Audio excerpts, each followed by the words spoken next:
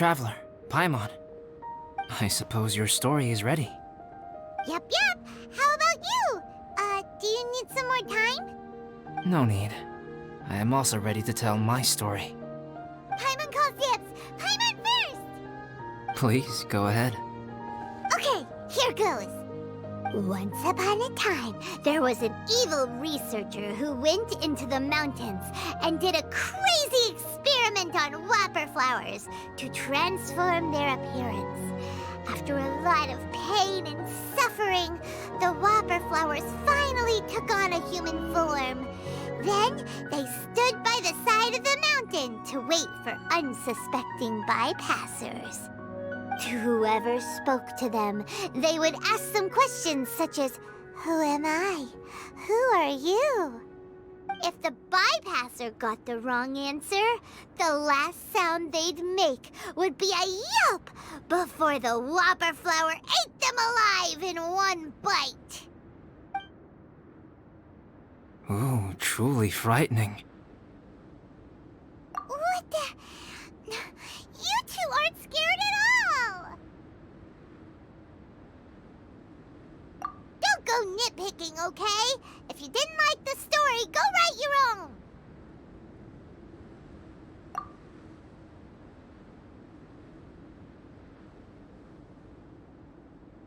In other words, the whopper flowers would ambush and then completely replace their victims. And then what? Go back to where the person lives? Enter their home? Eat their whole family?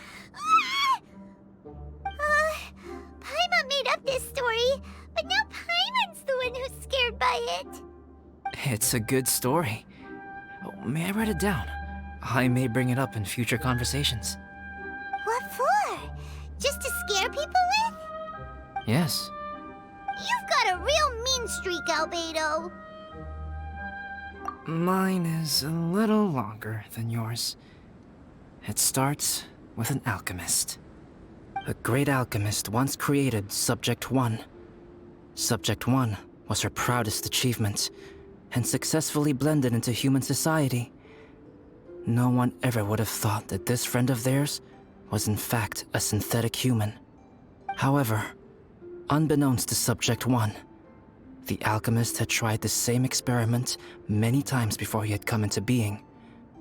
Some of the rejects from failed experiments had been discarded, but had not died.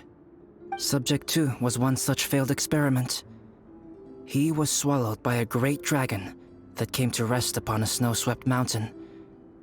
Many years later, he was resurrected by the dragon's mysterious power.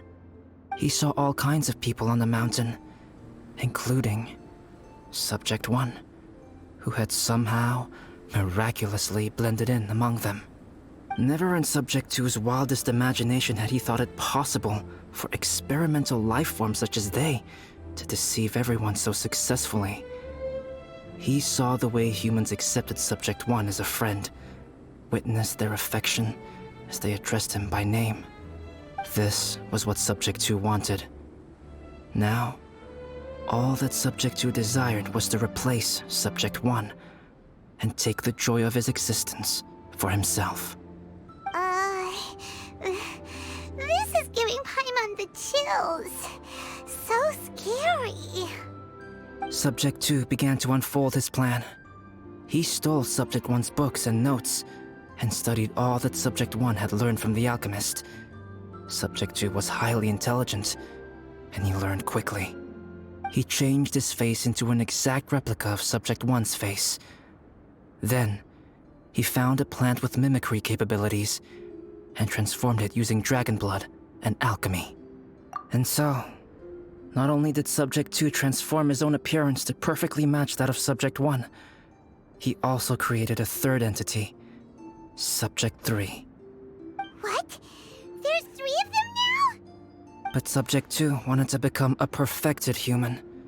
So, he erased a mark in both his and Subject 3's necks. For these marks were symbols of imperfection.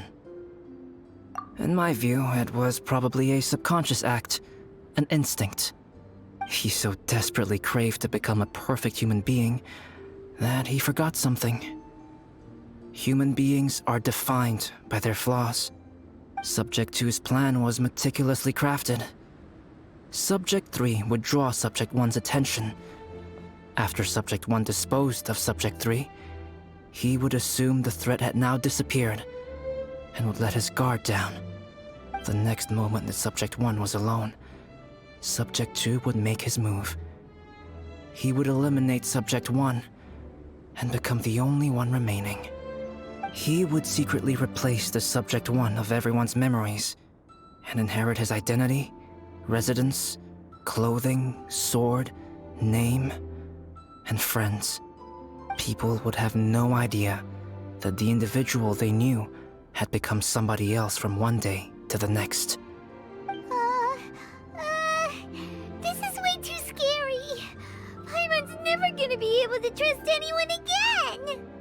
But just before Subject 2 could carry out his plan, a unique stranger entered the mix. Subject 2 tried to make contact with this person, but found that they could somehow sense he was different from Subject 1. What's wrong? Are you scared? What happened then? What happened to the stranger? He became a new stage in Subject 2's plan. One more person that Subject 2 had to dispose of. It's as if there were 3 identical roses in a garden. Only one of the 3 was a fine specimen, while the other 2 were defective specimens that bore poisonous thorns. In all the world, only the gardener who tended to them could tell which was the good specimen. People do not like poisonous plants. Only a perfect rose can fetch a high price. If the inferior specimens wanted to conceal the fact of their worthlessness, they would have to take the gardener out of the picture, using their poisonous thorns. This is exactly what Subject 2 was thinking. So, he hid in the shadows and waited patiently. Maybe soon, he would get his chance to become truly human.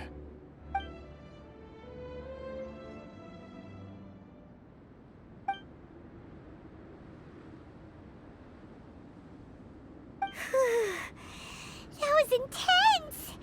So what happened after that? Did Subject 2's plan succeed? Paimon can't bear thinking about it.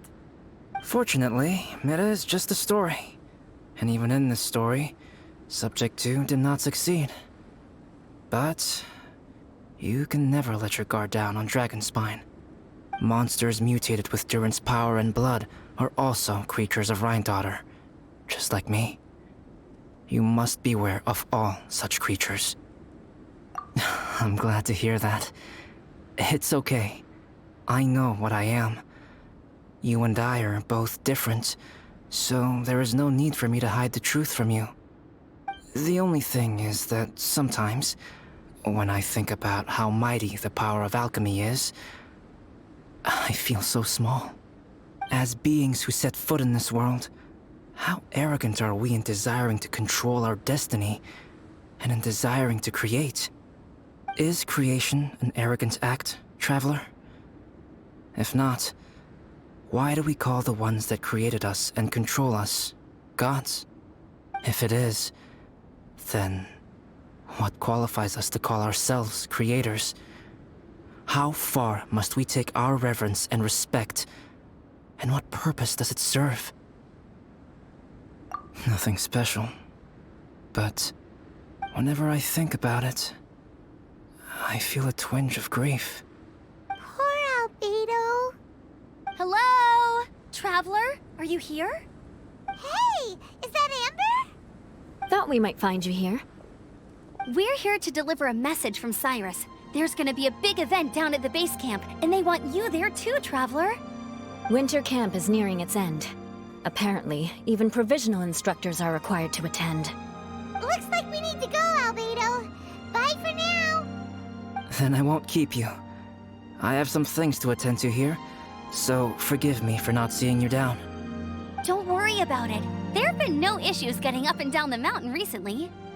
Is everyone ready? Let's not keep them waiting. Huh? Who is this guy? Allow me to introduce Yozerv. He's Joel's father. Dad, this is that traveler I was telling you about. The traveler's helped me out loads in the past, and this time we even built a snowman together. Joel has told me everything about you. I can't thank you enough. Wow! This is amazing! Wait a second. Why is Cyrus discreetly wiping tears away? And what is Pallid doing here? Pallid is the hero of the hour this time. Go on, Pallid. Tell us what happened in your own words. Okay. The weather was fine on that fateful day, and I had a feeling that Lady Luck was smiling down on me. So I trusted my gut and set off to explore somewhere new, somewhere dangerous. Because where there is great danger, there is also great treasure. Why does this sound so hard to believe? But I had only been away from the group for a short while when I fell down a slope and just started rolling. Uh-oh. Did my bad luck rub off on him when we ran into each other on the mountain? The place I fell to was somewhere I didn't recognize, and I'd sustained a few injuries. I remember thinking to myself, this is the worst luck I've ever had in my whole life. Then I met Yozerv. He'd heard the sound of me falling and came out to see what was going on. Huh? Wow! So it was completely by chance then!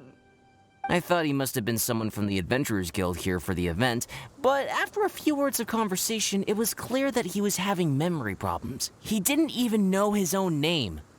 The temperature was freezing, and there was no time to deal with all that there and then, so I convinced him to come back to the camp with me and figure everything else out after we got there. We got back to the camp, ran into Joel, and the moment he saw him, he froze for a second with this completely stunned expression on his face, and then he started crying out, "Dad! Dad!" That's when Yozerv suddenly started to remember. My memory has still not fully recovered, but Joel and his mother, they are the only ones that I will not, no, that I cannot forget. Daddy. Daddy's right here, Joel. Daddy's right here. Yozerf, don't you remember anything else at all? The poor princess, feeding the foxes? I'm sorry. I have no recollection. Maybe it's because of the head trauma. I'm not sure. I woke up and found myself covered in blood. My things were gone, and there was nothing to indicate who I was or how I got there. I crawled into a cave and settled in for a slow recovery. After my legs and feet were a little better, my hunting skills were what kept me alive. Dad, I was so worried about you. I'm all right now, Joel. Oh, don't cry. Daddy's not going anywhere. I'm here to stay. Oh, this is good. This is good. You know what, though? I definitely think my luck got worse after running into Benin on that mountain. I knew it. I just... No. I just meant if it weren't for you, there's no way I ever would have run into Yozerv on a mountain this huge. Besides, we got back safely, didn't we? So don't blame yourself. Maybe sometimes miracles can only happen when you get just unlucky enough. Pallid. When did you become such a smooth talker, huh? Huh? Am I? I was just telling the truth. Oh, yeah. I want to say thank you to the Traveler, Uncle Cyrus, Auntie Eula, and Auntie Amber. Thanks, everyone. You all helped look after me, and I will always remember it. But I guess I can't take the snowman with me, or it'll melt once it leaves Dragonspine. It's such a shame. Oh, I can help with that. One moment. Huh? Eula? Here, take this. It's powdered rime. Just add it to your snowman, and it will never melt. Wow! Really?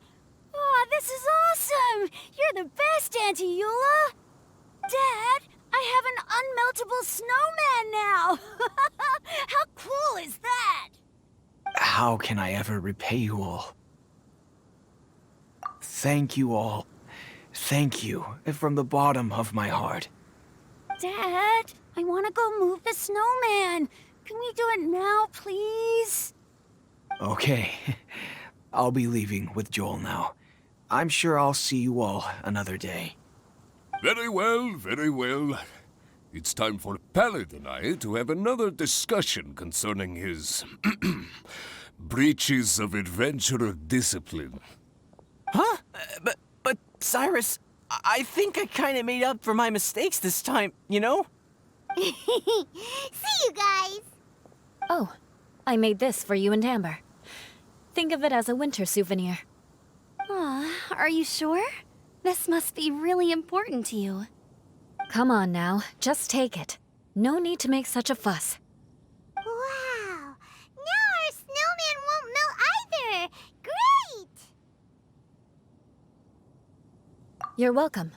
Just keep it. That's all I ask. Amber and I have some business to attend to now. See you later. See you! Everyone's gone.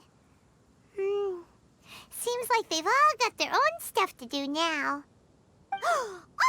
You know what? We've been on Dragonspine all this time, and somehow Paimon still forgot to ask Albedo about how to make a fruit juicifier machine that could keep the juice fresh. Maybe we should try Timaeus again. He does seem pretty eager to please after all. Timaeus! Traveler and Paimon, what can I do for you? Wait a minute. You've got that mischievous look on your face. Oh, you're not still thinking about that ridiculous juicer thing, are you? Timaeus, will you help us? Well, if the Traveler isn't really interested, then, yeah, maybe I'll give this one a pass. It's just the weirdest request ever. No, but Paimon's Sunsettias are gonna go to waste without it. In the time it would take me to research something like that, I could probably pick those Sunsettias again 10 times over. New research project, Timaeus? We meet again. Oh, Albedo, thank goodness. So the situation is, Paimon wants a machine that can turn fruit into juice and keep the juice fresh. I mean, surely it's... Majorly important, that's what it is. If you can manage to invent this, we'll never have to worry about fruit going bad ever again. That's impossible.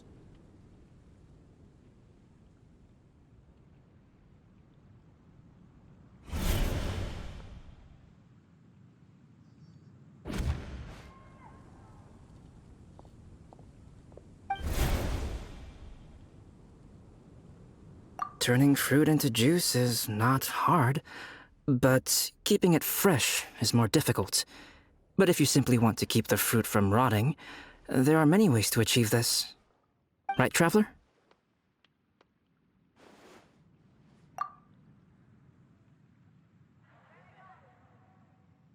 What about his neck?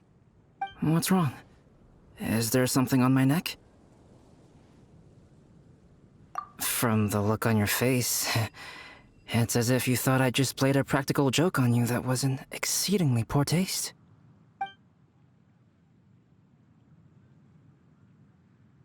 Albedo, you were saying, how do you stop fruit from going bad?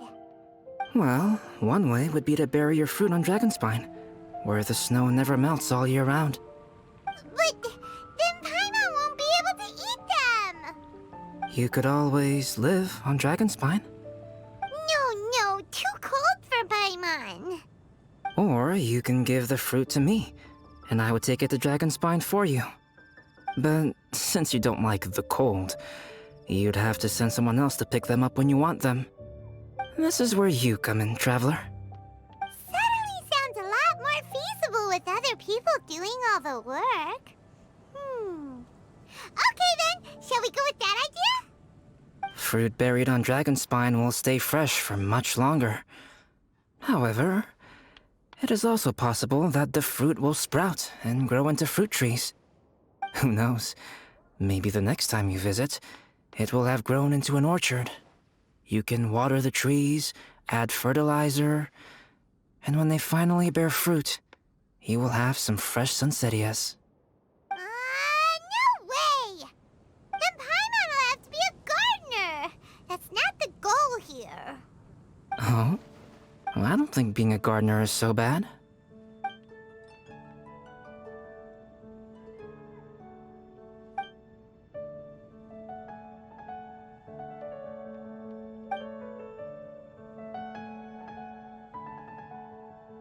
Albedo! Stop trying to get your hands on Paimon's super sweet Sunsettias! It bothers you, does it? Of course it bothers Paimon! They are the rarest, super-duper sweetest Sunsettias ever! And they're not for you! Okay, but they're just Sunsettias. I think you're only so attached to them because you don't have much fruit of this quality in your possession. When someone's pockets are full and their spirit is fulfilled, they don't easily fall prey to this kind of yearning.